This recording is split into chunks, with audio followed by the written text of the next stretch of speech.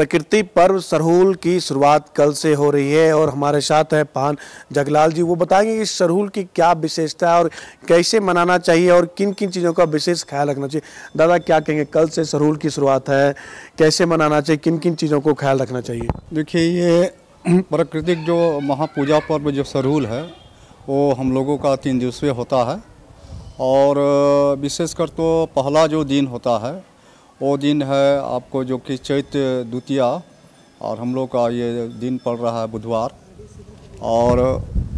उस दिन हमारे जो नवयुवक जो है आदिवासी समाज के जो नवयुवक हैं वो तमाम लोग कल केकड़ा मछली पकड़ने के लिए निकलेंगे सुबह को।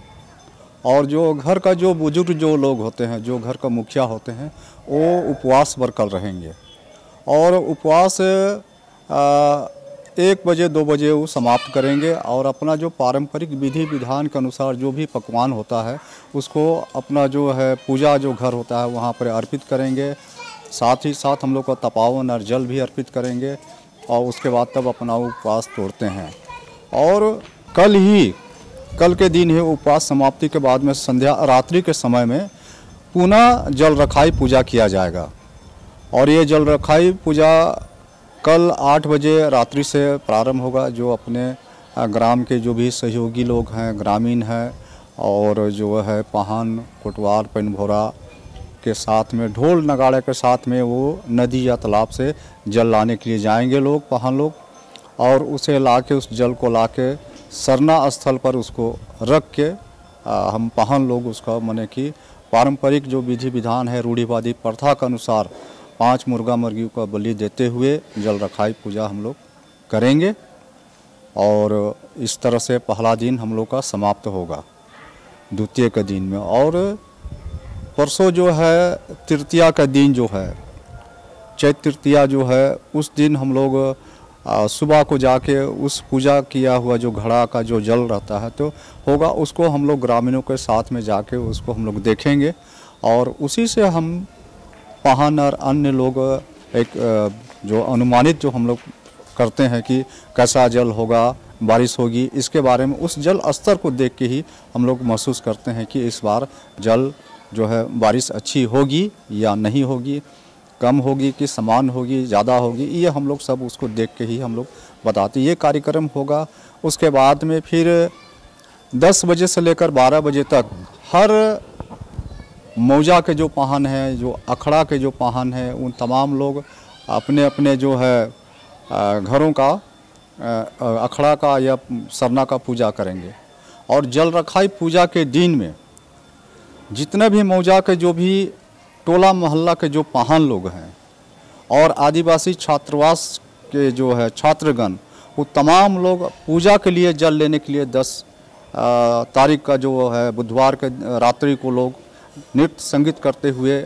इस केंद्रीय स्थल हतमा में सभी कोई आते हैं और यहाँ से सभी कोई जल ले जाते हैं और अपने जगह जहाँ पूजा करते हैं उसको रखते हैं और सुबह को पूजा करते हैं। तो इस तरह से होता है ये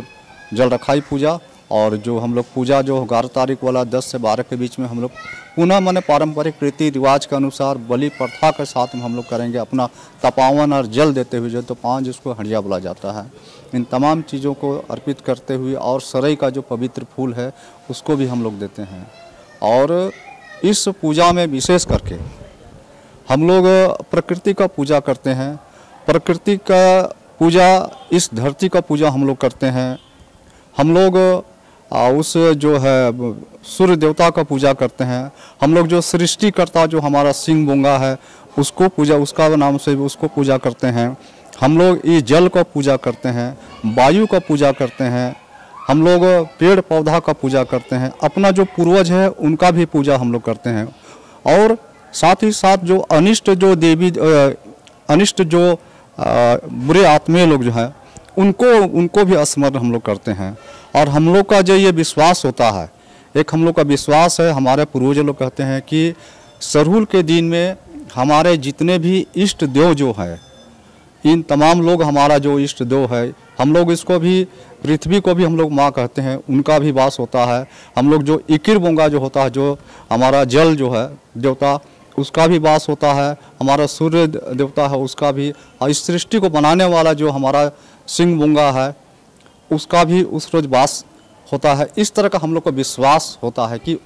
इस पूजा में उनका उपस्थिति हमारा जो पवित्र स्थल सरना में रहता है। उनसे हम लोग सबों का सुख शांति और समृद्धि के लिए हम लोग प्रार्थना करते हैं, ये अच्छी बारिश हो, फसल अच्छी हो, ये करते हैं। साथ ही साथ हम लोग जो पर्यावरण है,